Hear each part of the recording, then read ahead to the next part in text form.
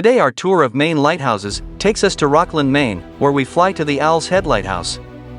The station's tower was constructed in 1825 and rebuilt in 1852.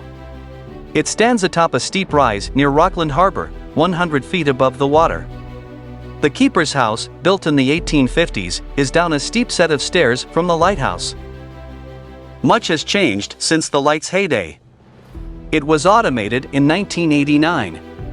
The lightkeeper's house was used for years by Coast Guard families and is now the interpretive center for the American Lighthouse Foundation.